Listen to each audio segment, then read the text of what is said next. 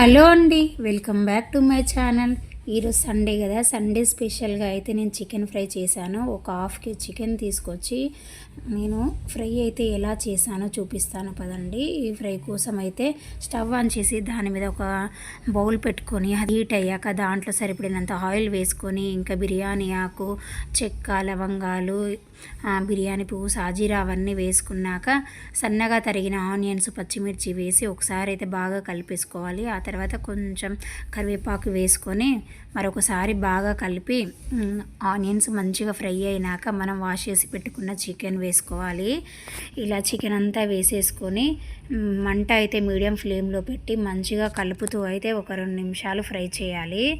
ఇలా ఒక 2 నిమిషాలు బాగా కలిపేసుకున్నాక ఇంకా నేనైతే ఇప్పుడు పసుపు, అల్లం అయితే వేయనండి. కొంచెం చికెన్ బాగా ఫ్రై అయినాక వేస్తాను. ఎందుకంటే ఇప్పుడు వేసే చికెన్ తొందరగా అడిగంటిపోతుంది.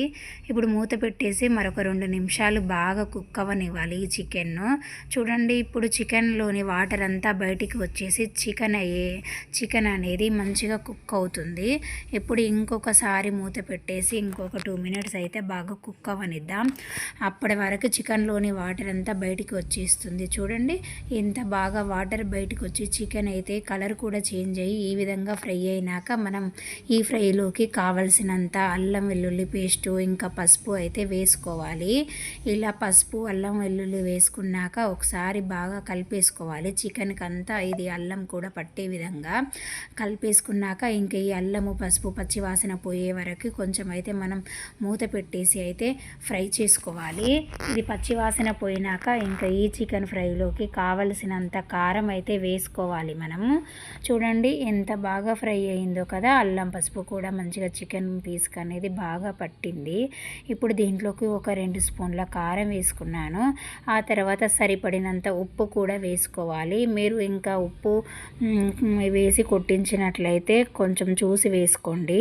ఈ విధంగా సరిపడినంత సాల్ట్ వేసుకున్నాక మరొకసారి ఉప్పు, కారం అనేది ముక్కకు బాగా పట్టే విధంగా మంట నెమ్మదిగా పెట్టి మంచిగా కలిపేసుకోవాలి. ఆ తర్వాత ఒక లోతైన గిన్నెలో కొన్ని వాటర్ పోసి ఆ వాటర్తో సహా ఇలా మూత పెట్టేసుకోవాలి.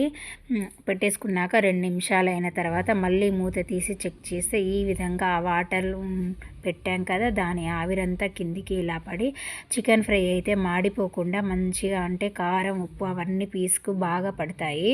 ఇప్పుడు దీంట్లోకి సరిపడినంత ధనియాల పొడి, గరం మసాలా ఇంకా సన్నగా తరిగిన కొత్తిమీర వేసేసుకొని మరొకసారి బాగా కలిపేసుకొని ఇంకొకసారి మూత అయితే పెట్టేసుకొని ఒక 5 మినిట్స్ అలా మంచిగా కారం, ఉప్పు, ధనియాల పొడి, మసాలాలన్నీ ముక్కకు పట్టే విధంగా కుక్ అయ్యే వరకు మనమైతే ఇలా ఉంచేసుకొని మరొకసారి మూత తీసి చెక్ చేసి చూడండి ఎంత బాగా ఫ్రై అయిందో కదా. చికెన్ అనేది మాడిపోకుండా ఉంటుందన్నమాట అలా వాటర్ వేసి మూత పెట్టడం వల్ల.